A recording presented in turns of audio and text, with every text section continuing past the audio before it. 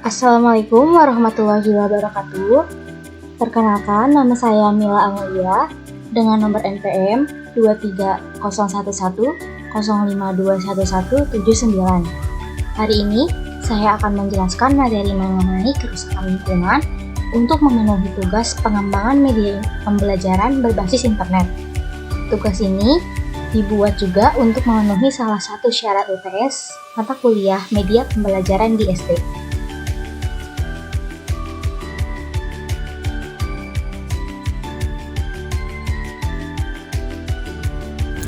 Lalu, apa saja sih isi pembahasan yang akan kita bahas hari ini?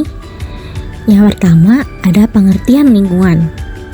Yang kedua, macam-macam kerusakan lingkungan. Yang ketiga, aktivitas manusia yang merusak lingkungan.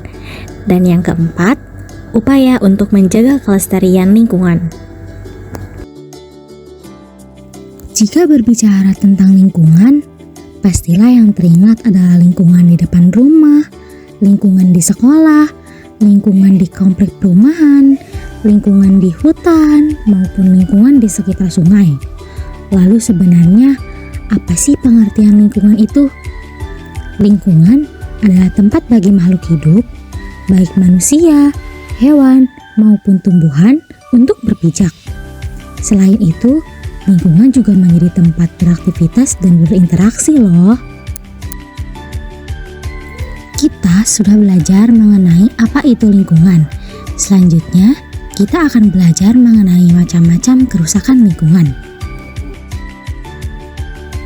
Seperti yang kita ketahui, bumi yang kita tinggali sekarang sudah tua. Kerusakan lingkungan terjadi di mana-mana. Pada dasarnya, kerusakan lingkungan disebabkan oleh dua faktor. Apa saja sih? Faktor yang pertama ada faktor alam. Faktor ini biasanya terjadi secara alami karena bencana alam. Dan faktor yang kedua adalah faktor aktivitas manusia. Faktor ini biasanya terjadi karena ulah manusia itu sendiri. Lalu apa saja contoh kerusakan lingkungan karena faktor alam? Yang pertama ada gempa bumi. Gempa bumi merupakan fenomena guncangan yang terjadi pada permukaan bumi. Yang kedua, gunung meletus. Gunung meletus merupakan peristiwa yang terjadi akibat magma di dalam perut bumi yang keluar oleh gas bertekanan tinggi. Selain gempa bumi dan gunung meletus, contoh kerusakan lingkungan karena faktor alam ada juga seperti longsor, badai, angin topan, banjir, dan masih banyak lagi. Contoh kerusakan lingkungan karena faktor aktivitas manusia.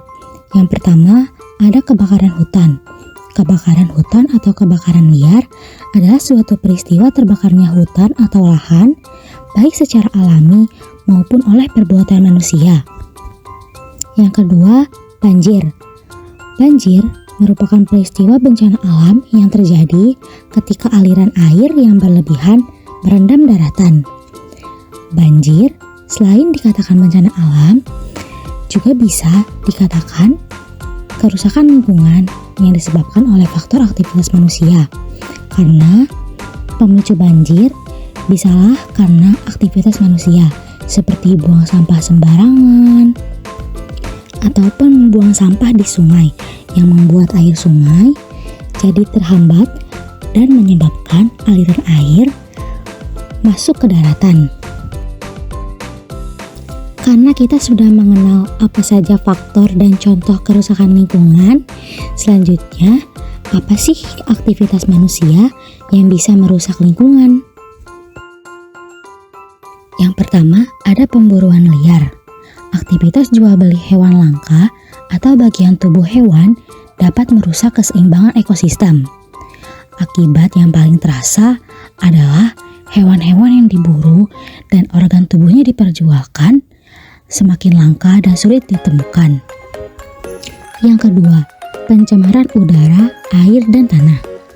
Biasanya penyebab pencemaran ini bermacam-macam, seperti sampah di sungai, limbah pabrik, asap dari pembakaran pabrik, dan masih banyak lagi. Yang ketiga, penebangan hutan. Kegiatan menebang hutan biasanya terjadi ketika lahan hutan tersebut dialihgunakan untuk penggunaan non-hutan seperti jadi perumahan atau industri dan lain-lain.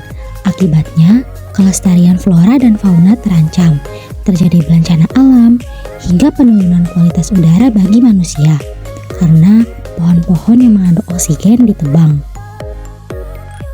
Selanjutnya, pemakaian zat kimia. Penggunaan bahan kimia dalam aktivitas sehari-hari memang tidak bisa dihindari, mulai dari mencuci pakaian, mengepel lantai, hingga menggunakan pestisida untuk tanaman. Ternyata, selain bisa mengganggu kesehatan, penggunaan bahan kimia secara berlebihan dapat merusak ekosistem alam. Terakhir, penggunaan air conditioner atau AC. AC dikenal sebagai peralatan elektronik yang pemakaian daya listriknya cukup besar.